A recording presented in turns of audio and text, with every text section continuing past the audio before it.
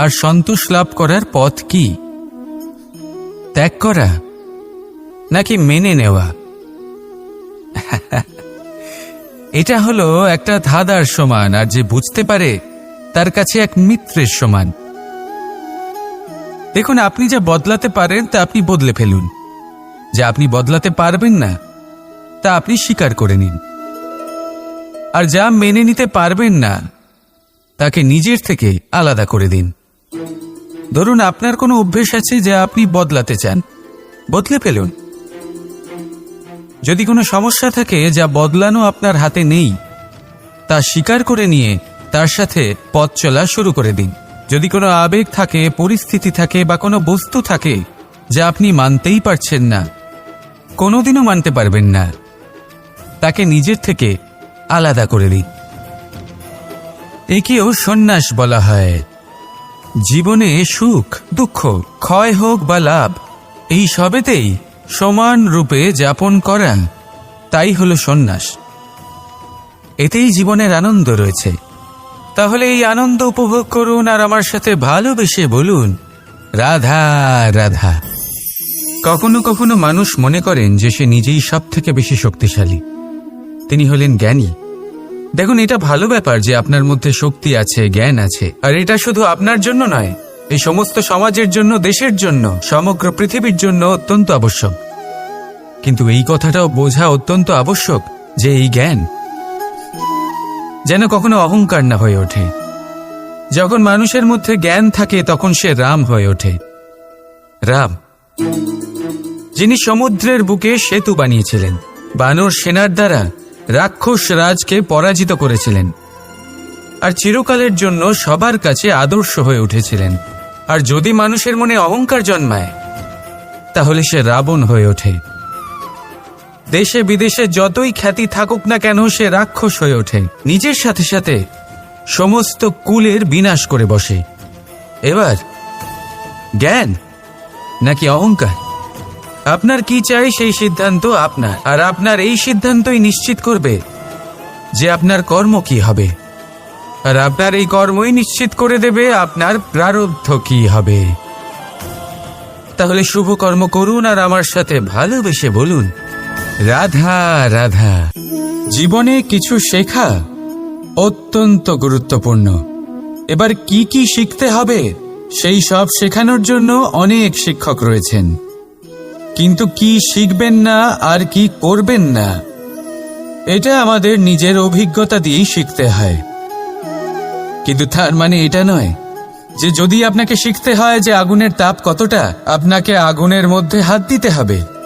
না, অন্য কারোর অভিজ্ঞতা দ্বারাও শিখতে পারেন।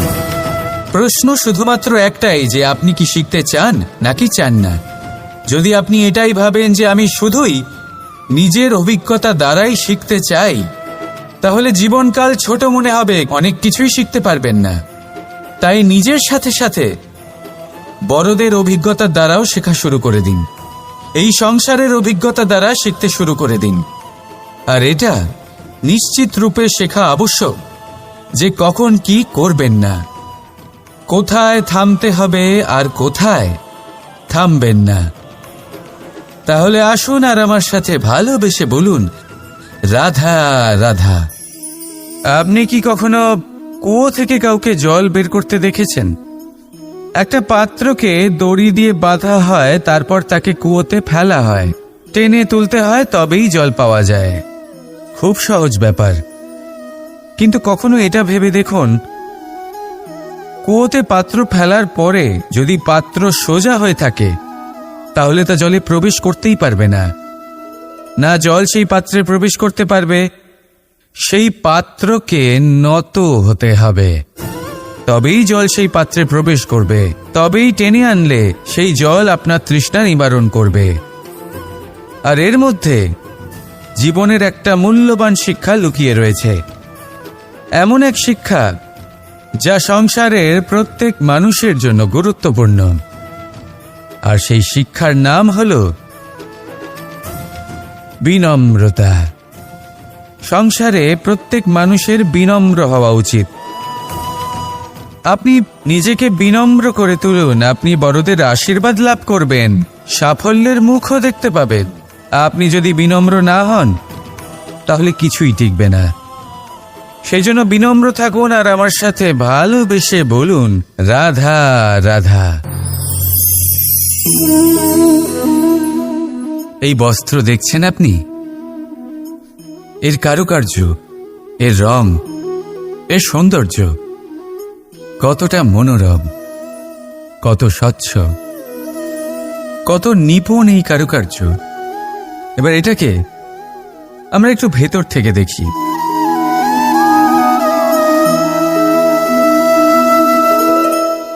আপনি কি সেটাই দেখতে পাচ্ছেন যা আমি দেখতে পাচ্ছি? এটাই হয় আমাদের ব্যক্তিত্বের সাথেও, এটাই হয়। এই সমস্ত ঝামেলাগুলি মিটিয়ে নেওয়ার জন্য আমাদের সেই ঝামেলার মুখোমুখি হতেই হয়। তাই এই ঝামেলার দ্বারা কখনো ভয়ভীত হবেন না। এটাই আপনাকে একটা আনন্দময় জীবনের দিকে নিয়ে যাবে। রাধা রাধা। আমরা সবাই নিজেকে স্বচ্ছ রাখতে চাই, শুদ্ধ রাখতে চাই, পবিত্র রাখতে চাই। আর দেখতে গেলে এটা হলো আমাদের কর্তব্যও বটে। এবার এটার জন্য আমরা কি না করি। যখনই আমরা সকালে উঠি তখন উঠেই আমরা দাঁত মাজি।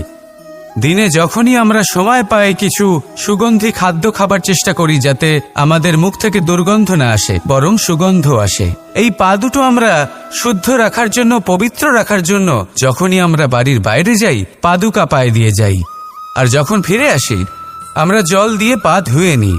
মনে রাখবেন, সেই ব্যক্তির মুখ হলো সব থেকে বেশি পবিত্র যে মুখ দিয়ে ঈশ্বরের নাম নেওয়া হয়, যার বাণী হলো অত্যন্ত শুভ, যা মানুষের পথ প্রদর্শন করে, যা মানুষকে শান্তি দেয়। যদি এই হৃদয়কে আপনি পবিত্র করতে চান তাহলে মানবতাকে বুঝতে হবে, মানুষের দুঃখগুলিকে বুঝতে হবে, তবেই এই হৃদয় পবিত্র হবে। এই পা দুটো যদি আপনি পবিত্র করতে চান তাহলে কোনো তীর্থস্থানে যান। ওখানে হয়তো আপনি জানেনও না যে কতজন সৎপুরুষ, কতজন মহাপুরুষ এসেছেন। তাদের চরণের ধুলো সেখানে পড়েছে, যা আপনার চরণ শুদ্ধ করে তুলতে পারে। যদি এই হাতগুলি আপনি পবিত্র করতে চান তাহলে এই হাত দিয়ে শুভ কর্ম করুন, দান করতে শিখুন। আর যদি এই আত্মা আপনি পবিত্র করতে চান, একটাই বিকল্প আছে, প্রেম, শুদ্ধ নিঃস্বার্থ প্রেম। এই প্রেম বিতরণ করতে থাকুন। আপনি শুদ্ধ থাকবেন, পবিত্র থাকবেন। আসুন আমার সাথে ভালোবেসে বলুন, রাধা রাধা। সাফল্য। যদি আপনাকে জীবনে সাফল্য পেতে হয় তাহলে আপনি একাধিক মানুষ পাবেন যারা একাধিক উপায় বলবে আপনাকে সাফল্য পাওয়ার। দীর্ঘ সময় ধরে পরিশ্রম, চেষ্টা, নির্ধারণ, নিষ্ঠা এই বিষয়ে ভাষণ দিতে থাকবেন। একাধিক রকমের উদাহরণ আপনার সামনে তুলে ধরবেন। কিন্তু আমার এটা মনে হয়, আমরা কেন সেই বিষয়ে কথা বলি না যা মানুষকে অসফল করে তোলে? শুধু দুটো ব্যাপার অসফল হওয়া নিশ্চিত করে। শুধু দুই ধরনের মানুষ বেশিরভাগ অসফল হন।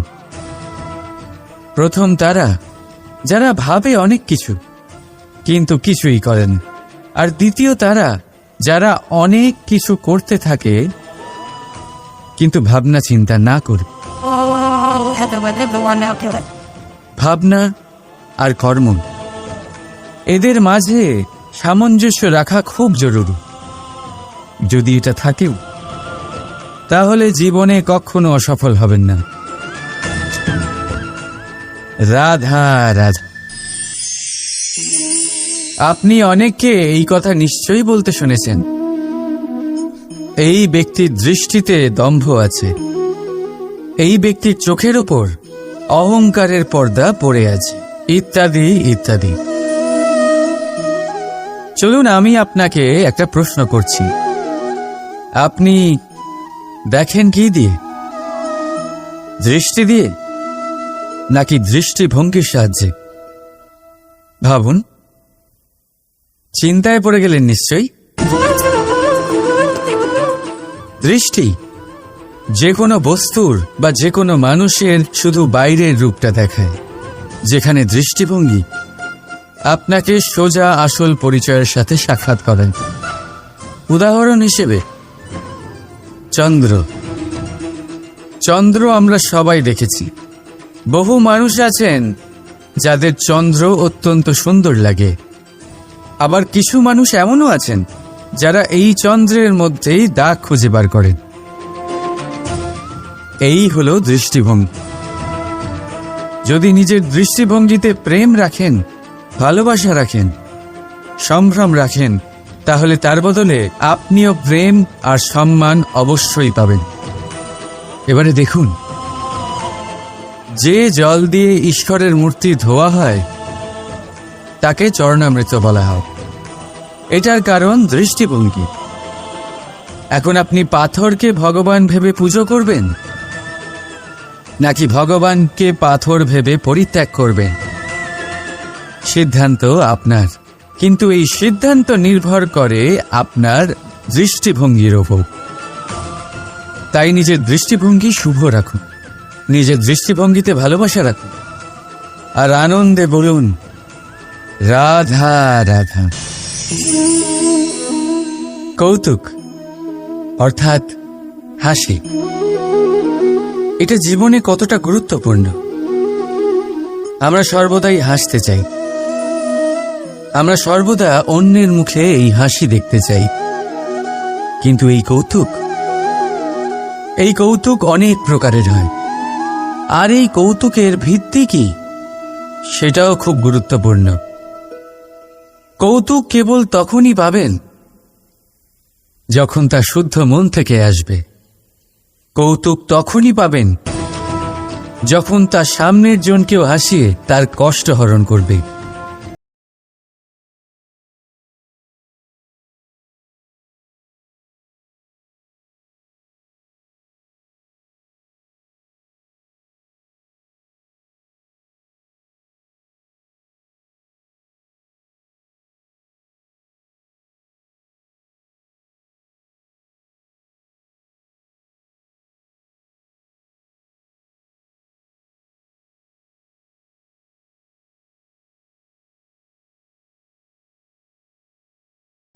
আর অপমানিত ব্যক্তির মন তিক্ত হয়ে থাকে। তাই মনে রাখবেন যে এই কৌতুক যেন কৌতুকই থাকে, তা উপহাস বা কটাক্ষ না হয়ে যায়। রাধা রাধা। মানুষ, এই শব্দের সূচনা হয় মন থেকে, আর সেই জন্যই হয়তো আমাদের এই মন এতটা গুরুত্বপূর্ণ। এবারে দেখুন না, আমাদের মনই সবকিছু চালনা করে। মনই সেই যে কল্পনা করে, মনই সেই যা কল্পনাকে বাস্তবে পরিণত করার জন্য পরিশ্রম করতে আমাদের প্রেরণা যোগায়। মনই সেই যা লোভের জালে জড়িয়ে পড়ে। মনই সেই যা অভিমানের পর্দা দিয়ে ঢেকে যায়। আর এই মনই সেই যা আপনাকে বিনাশের দিকে টেনে নিয়ে যেতে পারে। কিন্তু যদি তা পরোপকার করার ইন্ধন পায়, তাহলে এমন কোনো মহান কাজ নেই যা আপনি করতে পারবেন না। কিন্তু এই মন কি?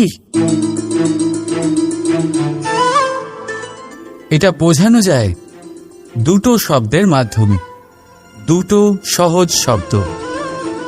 প্রথম, একজন কুশল সেবক।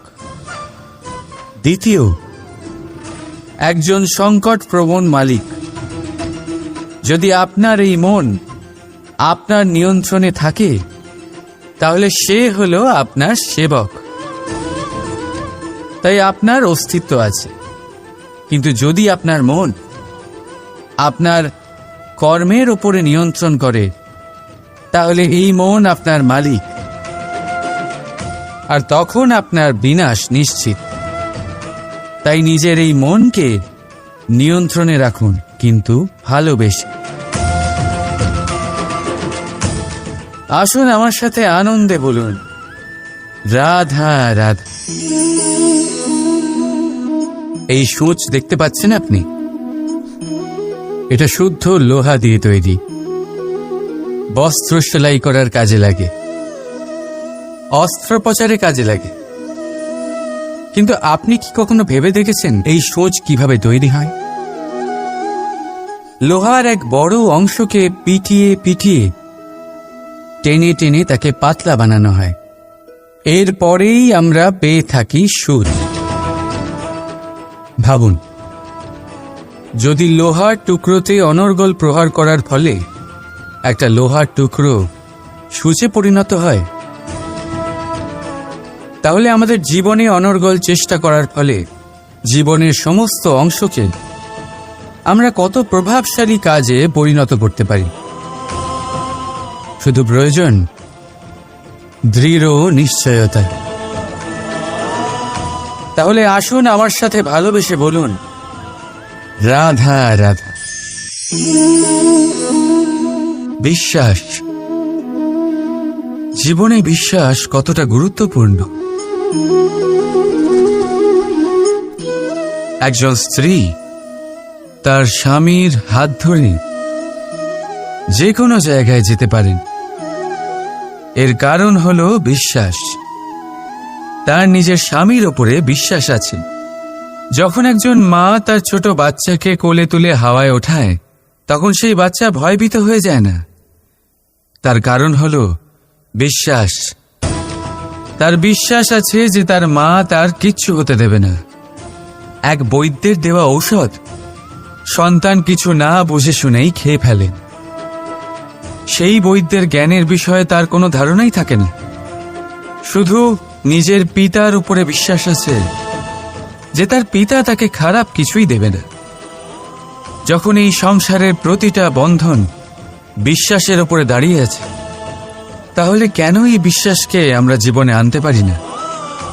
আপনি নিজেই দেখুন, এই বিশ্বাস নিজের জীবনে এনে দেখুন, সবকিছু আরো সুন্দর হয়ে যাবে। তাই ভালোবেসে বলুন, রাধা রাধা। বড় বড় রাজমহলের বড় বড় ইমারতের চূড়া কত সুন্দর হয়,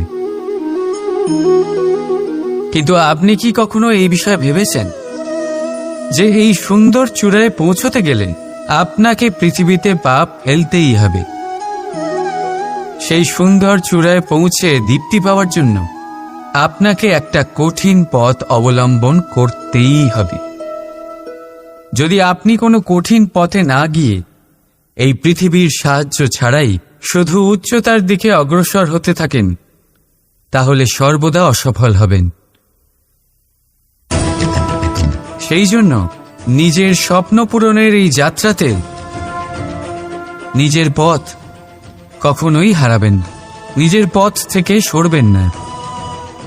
যদি এমন করেন, তাহলে তো আপনার স্বপ্ন পূরণ হবেই না, তার সাথে আপনি নিজের পথও হারাবেন। রাধা রাধা।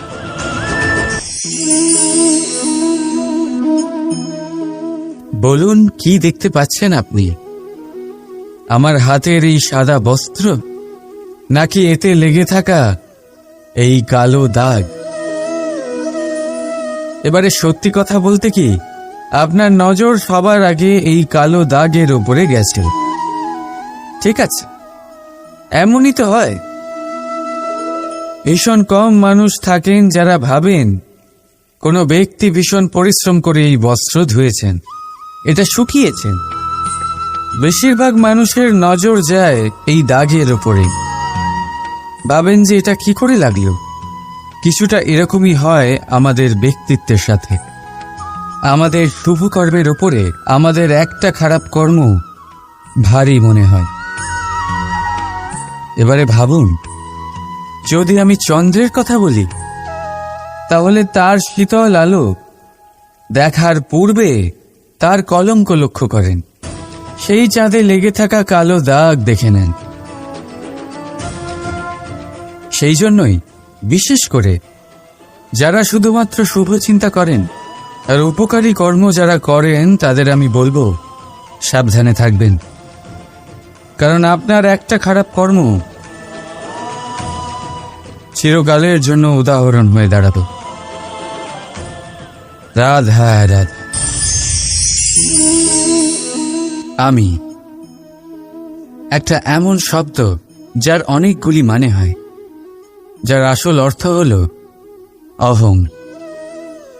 যদি আপনি কথা বলেন সৃষ্টির নির্মাণ নিয়ে, তাহলে আমি ব্রহ্মদেব হয়ে সৃষ্টির নির্মাণ করবে।